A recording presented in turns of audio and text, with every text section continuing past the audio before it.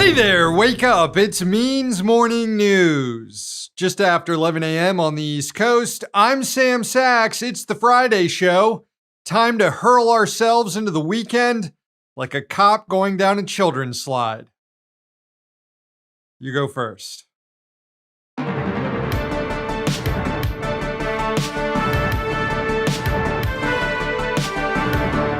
And we begin with what is now day 3 of the meltdown over Zohran. DSA member Zohran Mamdani's win in New York City's Democratic mayoral primary Tuesday night has provoked a range of emotions across the political spectrum. On the left, surprise, joy, a renewed sense of optimism. And then everything to the right of that, a mixture of confusion, anger, fear, and raging hate. For an example of the latter, I present Republican Congressman Andy Ogles from Tennessee. In a wildly racist tweet on Thursday, Ogles revealed that he wrote a letter to Attorney General Pam Bondi calling on Mamdani to be deported. Ogles posted, quote, "Zohran Little Muhammad Mamdani is an anti-Semitic socialist communist who will destroy the great city of New York.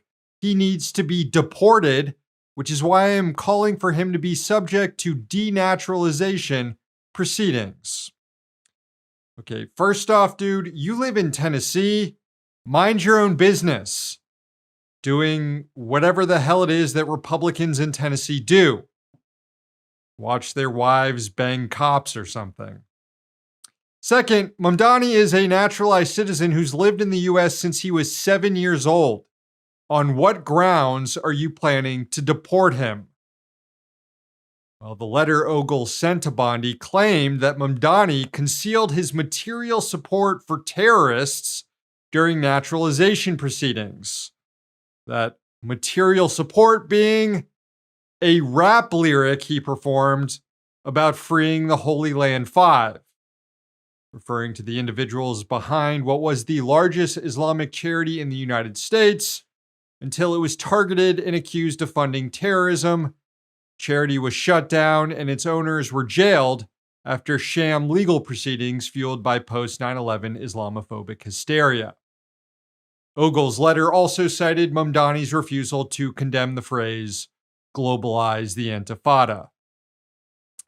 The congressman wrote, quote, "While I understand that some may raise First Amendment concerns about taking legal action based on expressive conduct, such as a rap lyric, speech alone does not preclude accountability where it reasonably suggests underlying conflict relevant to eligibility for naturalization." Obviously, this is a frightening escalation in how Republicans want to use immigration laws to attack political enemies. Also, compared to Ogles, Zohran is a model citizen. Studies show immigrants commit crimes at a lower rate than citizens do, and that data is borne out in this case because while Mamdani has never been raided by the FBI as part of a political corruption investigation, Congressman Ogles has. Last year, according to local news Channel 5 in Nashville, the station reported that Ogles tried to defraud donors by falsely claiming he loaned his political campaign $320,000. Ogles later amended his filings and admitted he only loaned the campaign $20,000. So, off by only about $300,000. The investigation into the congressman is currently tied up in court, where Ogles' lawyers are trying to block the cops from reading emails obtained during the search, but that's a whole separate issue. Ogles continued to taunt Mamdani on Twitter, referring to him as Mohammed. I know I shouldn't be surprised anymore, but it really does seem like something just flipped in recent years, where members of Congress feel comfortable saying stuff like that in public. And it's probably not a good sign of things to come. These guys are just so unbelievably upset that Zohran and his supporters can't be bullied off their opposition to a genocide being carried out by Israel with the funding and support of the USA. A genocide where more than 70 people have been killed in just the last 24 hours, by the way. Meanwhile, Democrats also can't come to grips with Zoran. Current New York City Mayor Eric Adams, who is so corrupted, he didn't even try to compete in a Democratic primary, knowing he'd lose. Instead, he launched his independent bid for re-election on Thursday. Adams has historically low poll numbers as mayor, but business interests in the city are meeting with him and considering throwing their vast resources behind him if he's indeed the best option to beat Mamdani. Their other option is Andrew Cuomo again. The disgraced former governor who just lost in the primary is for now staying in the race. He said he's keeping a ballot line he reserved with the Fight and Deliver Party, a group he founded himself back in May. A move he likely planned for in the event he might lose the primary like he did. So here we have Zoran Mamdani, who ran a transformational campaign, who has offered up a recipe for Democrats to reclaim working class voters and young people, demographics the party was hemorrhaging. He won the primary fair and square and did so impressively too. And instead of falling in line, we have not one but two Democratic politicians refusing to accept the results and staying in the damn race. Which is great news for this freaking weirdo, the Republican candidate for mayor, Curtis Sliwa, a guy who literally spends his time dressing up in a uniform and patrolling the subway like some sort of vigilante. He's the founder of the so-called crime prevention group known as the Guardian Angels, an enterprise that once came under scrutiny for faking rescues on the subway in order to gain publicity. Sliwa was the Republican nominee in 2021 too and lost to Adams. Now Sliwa gets to run against the Democratic nominee, plus two other Democrats who'd rather see him win and are trying to rat fuck Mamdani. Having said all that, I still like Zoran's chances in November. All right, now on to Connecticut, where this week Democratic Governor Ned Lamont exposed himself as an enemy to the working class. Lamont vetoed legislation that would give workers in the state more support when engaged in a labor dispute against their bosses. The bill, passed by state lawmakers, allowed workers on strike to collect unemployment benefits. It would give workers a boost in the enormously uneven fight against businesses that often try to outlast and literally starve their workers to break a strike. But Governor Lamont said the initiative, quote, alters the fundamental purpose of the unemployment insurance program. Labor leaders in the state lashed out at the governor after the veto. Ed Hawthorne, the president of the Connecticut AFL-CIO, said, quote, this veto sends a clear message. Governor Lamont is more concerned with protecting corporate profits than supporting the working people who make our economy run. Josh Stanley, the Secretary-Treasurer of Unite Here Local 217, added that Lamont has, quote, chosen to leave workers exposed to the attacks of anti-union employers during an anti-union presidential administration. Leaders of the Democratic Party cannot keep making these terrible choices and expect the working class to come back to the party. Man, imagine a future in which you no longer have to be disappointed by Democrats because there's a better game in town. A workers' party, if you will. And finally, a piece of government graft that I'm calling the Texas Shuttle Shuffle. Buried in the Senate's budget proposal is an $85 million expenditure to relocate the Space Shuttle Discovery, which is currently on display at the Smithsonian Museum in Washington, D.C., to relocate it instead down to Texas. The language appears to be from a bill introduced in April by Texas Senators Ted Cruz and John Cornyn, who claim that the state is owed a shuttle given its connection to the history of spaceflight through the Johnson Space Center in Houston.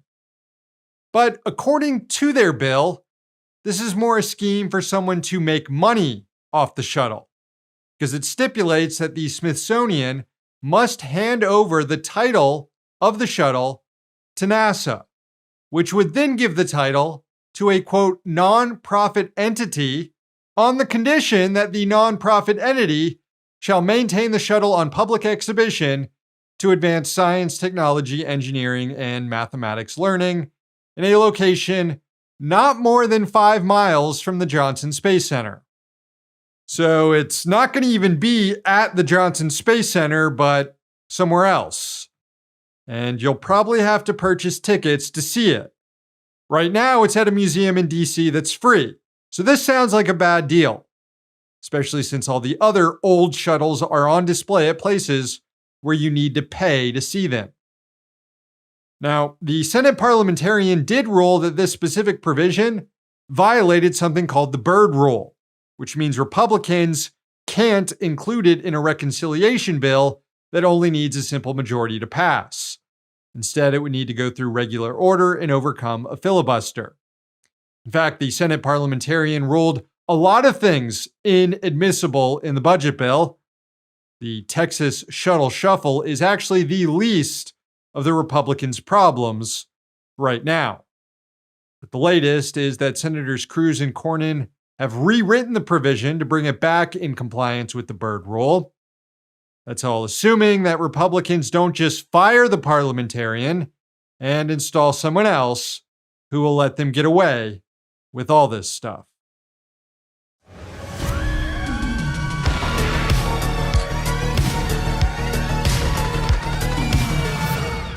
Mexico is tired of Elon Musk's busted rockets causing environmental damage on its shores. This week, President Claudia Sheinbaum said land in her country had been contaminated and that an official probe into SpaceX was underway to see which international laws have been violated. 4 times just this year, SpaceX's vaunted Starship exploded during a test, twice over the Gulf of Mexico. Officials in the country say they've recovered wreckage from the crafts, and local environmental groups in one of the northern border states in Mexico say the space junk, which takes the form of millions of pieces of tiny plastic fragments, is doing damage to marine life, including the endangered Kemp's Ridley sea turtle, which might attempt to eat the debris. SpaceX is also facing a number of environmental damage investigations here in the US, or at least it was, before Elon Musk ransacked the federal government and all the agencies that were looking into his companies. A Senate report found that Musk's firms, including SpaceX, were facing 65 different enforcement actions by 11 agencies, but most have since been neutralized, saving him billions of dollars. So could it be that the only way to actually restrain this man is for a foreign country to do it? I'm not revealing any classified information here, but Musk launches his rockets from the so-called Starbase in Boca Chica, Texas. So, President Sheinbaum, you might have to send your armies across the border.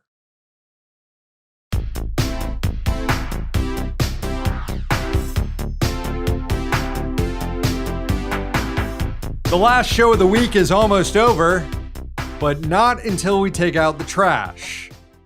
It's time for Rich Dicks. Thanks for the nominations on Blue Sky. Jeff Bezos and his fiancée are nominated for basically taking over the entire city of Venice to celebrate their wedding with the rest of the world's wealthy elite. There's conspicuous consumption, and then there's whatever the hell the Bezoses are doing in Venice. All of it just proves we need to tax the rich a lot more. Streamer Ethan Klein is nominated. Again, I try to ignore this guy who seems to be crashing out, but I respect that this is probably a pretty good nomination. Peter Thiel also nominated. The weird billionaire is always deserving of the dishonors. And then we have Michael Bloomberg and other New York City billionaires who are trying to zinc Zohran Mamdani. Another strong nomination, but they were our rich dicks last Friday, so we'll give someone else a chance this week. And trust me, that someone is also very deserving. Because this week's rich dick is Stephen Miller.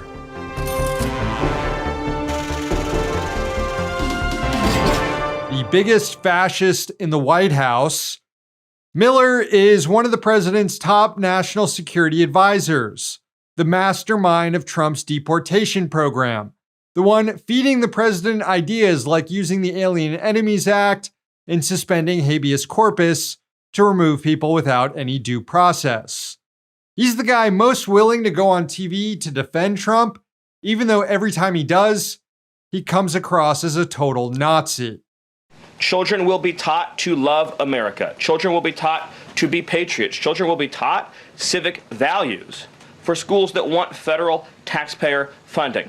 So as we close the Department of Education and we provide funding to states, we are going to make sure that these funds are not being used to promote communist ideology. I'm sorry, but that's how a Nazi talks. There's been something rotten inside Miller for a long time. Here's a clip of him speaking at an event back when he was in school and had hair. Whether or not he was joking, it comports with who he actually is.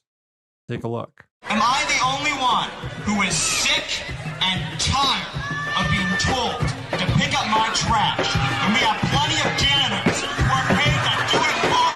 Charming. I wonder if he's learned to clean up after himself yet. Probably not. Miller has ascended to one of the highest perches in the White House despite, or perhaps because of, his open white supremacist views. Back in 2019, the Southern Poverty Law Center reported on emails it obtained that Miller had sent to editors at the far-right website Breitbart. According to the outlet, Miller, quote, promoted white nationalist literature, pushed racist immigration stories, and obsessed over the loss of Confederate symbols after Dylann Roof's murderous rampage. Yikes. Well, maybe there's just some cherry picking there? Nah. Quote, Hate Watch reviewed more than 900 previously private emails Miller sent to Breitbart editors from March 4th, 2015 to June 27th, 2016. Miller does not converse along a wide range of topics in the emails. His focus is strikingly narrow. More than 80% of the emails Hate Watch reviewed relate to or appear on threads relating to the subjects of race or immigration. So Miller sent on average 2 emails a day to editors at Breitbart, obsessing over immigration and race, sharing VDARE links, hyping up great replacement theory, and whining about how hurricanes in Mexico will lead to mass migration in the US. This guy now leading immigration policy in the White House, he's been waiting for this moment his entire life. The New York Times back in January reported on Miller's planning. Quote, Mr. Miller will be in charge of Mr. Trump's signature issue and the one that Mr. Miller has been fixated on since childhood, immigration.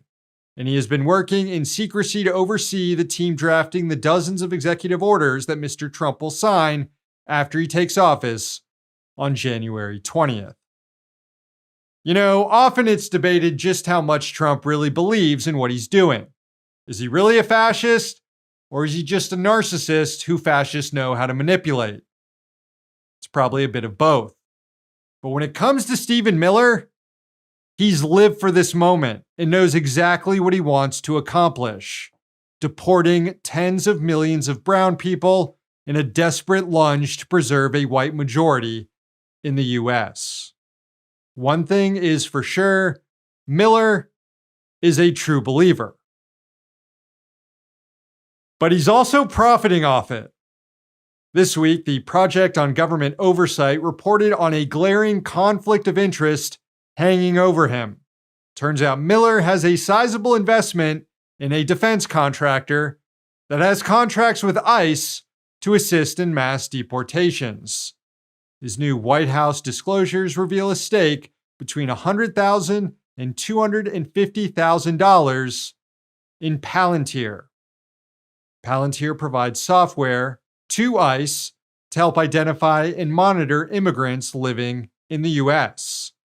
Pogo reported, quote, ICE recently announced it would award a contract to Palantir without competition, claiming no other company could meet its needs in a timely way. This contract came after DHS Secretary Kristi Noem toured what the Wall Street Journal described as a new high-tech hub for monitoring immigrants with Palantir executives. By any ethical standard before, say, 2016, news that a top White House official has a six-figure investment in a company that's profiting from the same anti-immigration program they are overseeing, that would be a massive scandal, perhaps even warrant a federal investigation. But now, white-collar crime is legal, thanks to Trump. And everyone in his orbit knows it and wants in on it too. Pogo noted that 10 other Trump White House staffers own stock in Palantir, but Miller's share is the largest. So next time you see this guy on TV mouthing off about cultural identity and invasions from foreign countries, or tweeting, as he did this week, how the New York City mayoral election is a, quote, warning sign of what happens when a country doesn't control immigration, next time you see stuff like that, and you think, damn, there's something wrong with him, you're absolutely right. There is. But he's also just a rich dick and trying to profit off the destruction he's causing. Anyway, there's rumors going around that Miller's wife left him for Elon Musk, and if that's true, then, well, that's worse than anything we can do to him around here. And very well deserved. I absolutely would wish that on Stephen Miller.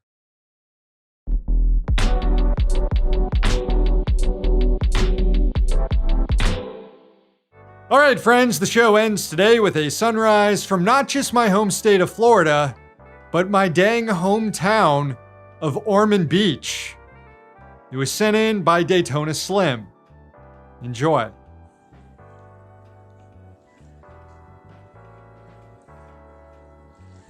Thank you, Daytona Slim.